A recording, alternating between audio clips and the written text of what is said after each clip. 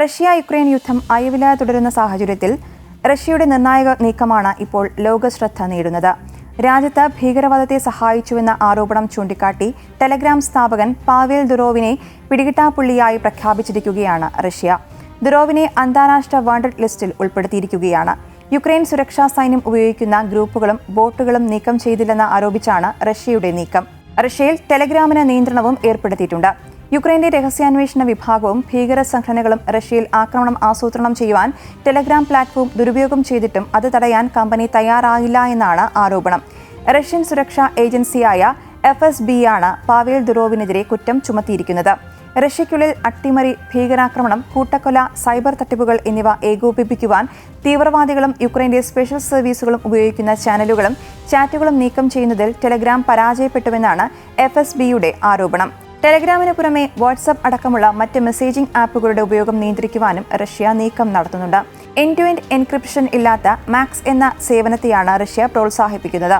Russian ഭരണകൂടം രാഷ്ട്രീയ ലക്ഷ്യം വെച്ച് തനിക്കെതിരെ ക്രിമിനൽ അന്വേഷണം ആരംഭിച്ചിരിക്കുകയാണെന്നും ടെലഗ്രാമിനെ നിയന്ത്രിക്കുന്നതിലൂടെ സ്വകാര്യതയും അഭിപ്രായ സ്വാതന്ത്ര്യത്തെയും അടിച്ചമർത്താനാണ് ശ്രമിക്കുന്നതെന്നുമാണ് ദുറോവ് ആരോപിക്കുന്നത്. റഷ്യയിൽ ജനിച്ചുവെങ്കിലും നിലവിൽ ഫ്രഞ്ച് പൗരത്വമുള്ള വ്യക്തിയാണ് പാവേൽ ദുറോവ്. 2013 അദ്ദേഹം ടെലഗ്രാം സ്ഥാപിച്ചത്. റഷ്യൻ സക്കർബർഗ് എന്നാണ് അദ്ദേഹം അറിയപ്പെടുന്നത്. ആഗോളതലത്തിൽ നിലവിൽ 900 മില്യൺ ഉപയോക്താക്കളാണ് ടെലഗ്രാമിനുള്ളതെന്നാണ് കണക്കുകൾ സൂചിപ്പിക്കുന്നത്. സന്ദേശങ്ങൾ അയക്കുക എന്ന ലക്ഷ്യത്തോടെയാണ് ദുറോവ് ടെലഗ്രാം സ്ഥാപിച്ചത്. ഇത് വളരെ പെട്ടെന്ന് തന്നെ ഉപയോക്താക്കളുടെ ശ്രദ്ധ പിടിച്ചുപറ്റുകയും ചെയ്തു.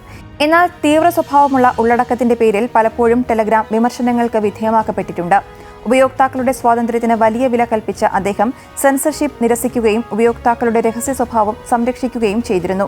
എന്നാൽ വഞ്ചന, മയക്കുമരുന്ന് കടത്ത്, സൈബർ ഭീഷണി, തീവ്രവാദം പ്രോത്സാഹിപ്പിക്കൽ, സംഘടിത കുറ്റകൃത്യങ്ങൾ എന്നിവ നടത്താനുള്ള ഉപാധിയായി പലപ്പോഴും ഉപയോഗിക്കപ്പെടുന്നുവെന്ന പരാതി ടെലഗ്രാമിനെതിരെ വ്യാപകമായിരുന്നു.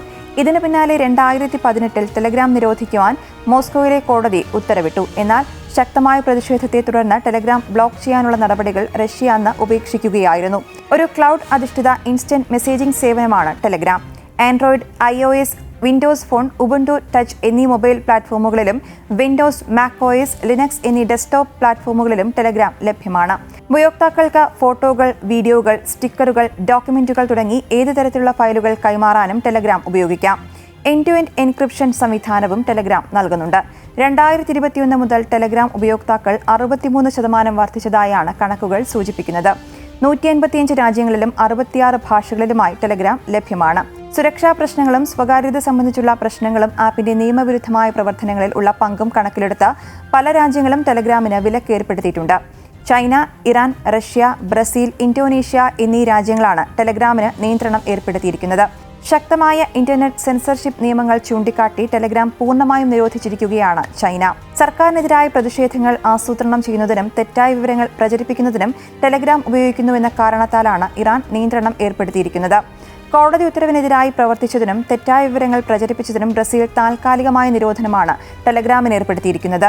തീവ്രവാദ സംഘടനകൾ ആപ്പ് ഉപയോഗിക്കുന്നു എന്ന ധാരണയിൽ ആപ്പ് 2017 ഇന്തോനേഷ്യ താൽക്കാലികമായി നിരോധിച്ചിരുന്നു. അതേസമയം ടെലഗ്രാമിനെതിരെ ഇന്ത്യയും അന്വേഷണം പ്രഖ്യാപിച്ചിട്ടുണ്ട്.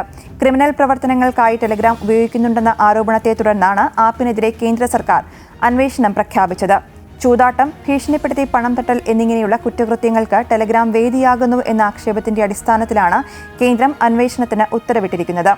റിപ്പോർട്ട് പ്രതികൂലമായാൽ ഇന്ത്യയും ആപ്പിനെതിരെ നിരോധനമടക്കമുള്ള നടപടികളിലേക്ക് കടന്നേക്കും.